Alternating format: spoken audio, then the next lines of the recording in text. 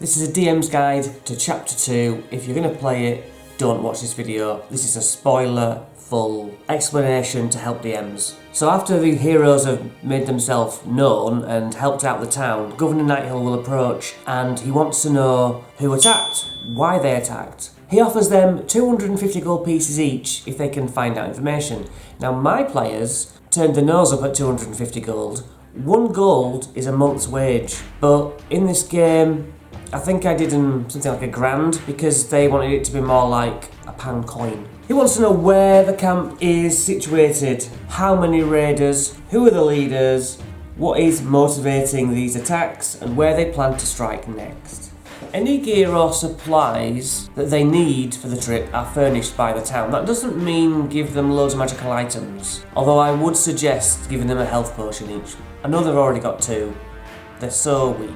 Okay, so they're going to set off along this road. It goes for 12 miles until the bandit camp. I don't know whether they'll be on horses, I don't know whether they'll be riding a cart or on foot. But characters have 2 encounters in the book. First one's called Stragglers, second one's called Rearguard. But I like to spice things up a little bit. The problem with this campaign is it's all just fellas and stuff, it's all just guys. I want this. There's a troll hiding in the bushes. Troll fight. Comes over, can pick up this rock or whatever and throw it at the party for something interesting. It doesn't matter what attacks he has, just use the same damage but improvise. He picks up a tree and throws it at him, but it's the same damage as a bite or a claw. So you're not cheating if that's how they feel. If anyone would complain. So characters spot the cooking fire smoke from ages away. And there are 4 cultists and 8 kobolds cooking on a fire. Kobolds and humans distrust each other, it says.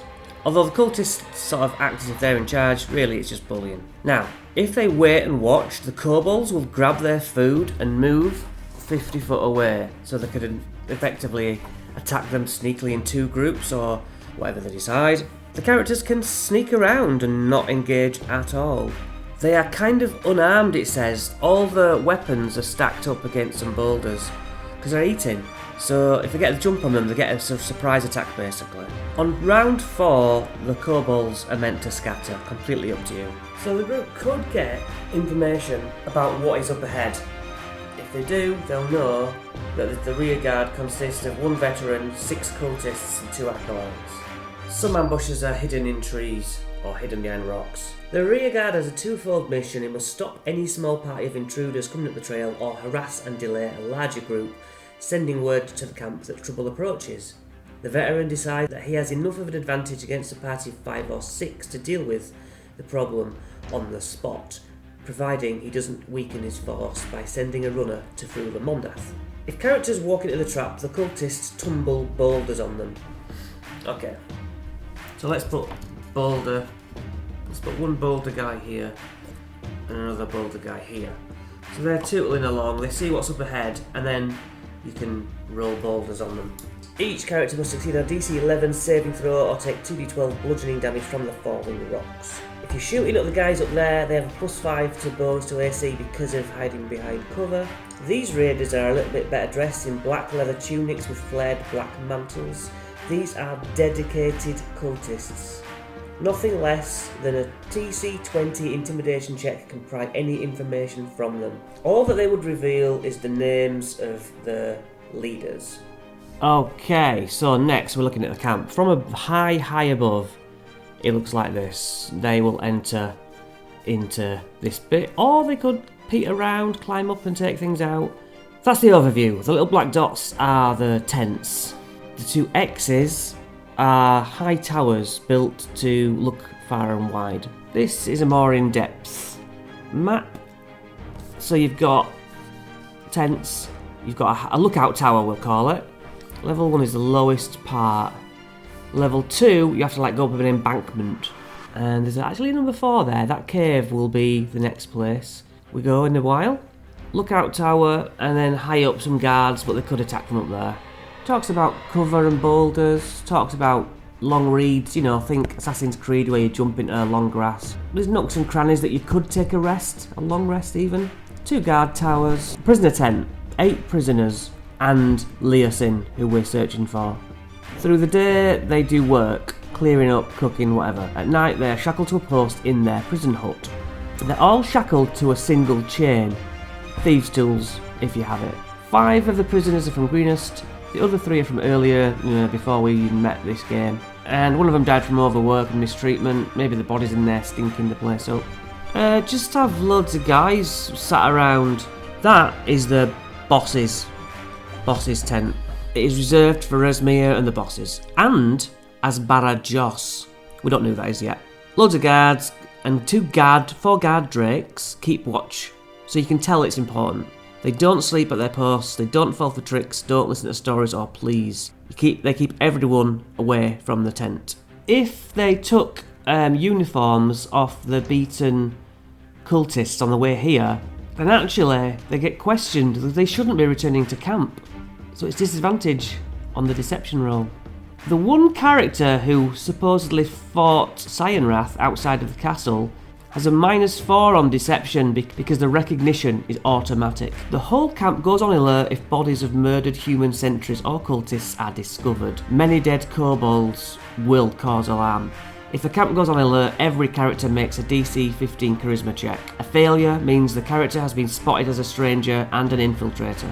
So they can be pretty clever with how they get in. If they're walking in their own clothes, they just say that they're wannabes who want to join and hope they don't get recognised.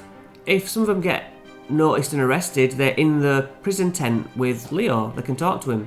If all goes terribly wrong, the living ones have to escape back to Greenest, and who knows what'll happen really. If characters are caught, they're disarmed, their hands are tied, they're brought before Mondath for judgment.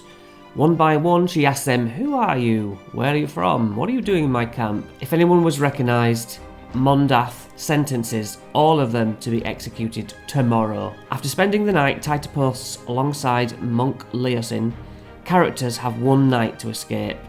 They must wriggle free of their bonds, bribe or chart a cultist to set them free, or come up with a clever use for a cantrip. If they're not going to get out, Leosin reveals a hidden knife and they can cut themselves free. You get another chance at lying, saying this is all a mistake and we are studying the cult and want to join. It's another deception check. If you pass, they're set free. Cut to Leosin. The monk is tied at the scape, you know where you're with him. He's been severely beaten, no food and water. It turns out that Leosin got caught on purpose because he's fascinated with these guys. He wanted to learn more about the cult's plans and location of their camp. Unfortunately, captivity has been more brutal than he expected, and although his mind and will are strong, he's in a very poor physical state. He believes he can learn more. He actually wants to stay. He's too weak to resist though if the characters pull him out. You can tie up a dead cultist or make a funny dummy in his place, and you've got a 2-hour head start before the escape is noticed. Okay, exploring the camp section. So, throw this into your DM mix. Some of the cultists do this, praise Tiamat. That is the 5-headed dragon. Others might curl back 2 fingers, showing that Tiamat is hidden right now. Could be useful to the players. Some of these people aren't cultists, they're just hired thugs and mercenaries. General riffraff. So, you can have the players pretend to be one of them, or it's up to them. Just have some conversation about what they're doing, you know? Hey, where are you from? What about that raid on so-and-so town, eh? And, just have these guys be bad. No one really likes the kobolds, but, strength in numbers. They'll see food, big deer and stuff being taken into the cave at the back, which we'll get to later. So quite often there's more of cultists come in day or night. The numbers swell as they come off other raids. Again, any prisoners the next day, put them into labour, smashing up boulders, getting trees, collecting wood. Have Resmir and Cyanrath in the big tent. You see this huge, black, scaly, frightening guy around the camp, briefly maybe. They don't want to get a pot shot at him. They can't, it's far too well guarded. And as ever, make stuff up as it happens. Just imagine them being in this camp. The hustle and bustle of thugs comparing stories. Maybe a fight breaks out between some drunkards. Just pepper it with information that the players can work off of. And that's it. Chapter 2, Episode 2, whatever, is done. I hope that helps picturing it a little bit easier. On to the third one next, I guess. Thanks for watching, and I'll see you later.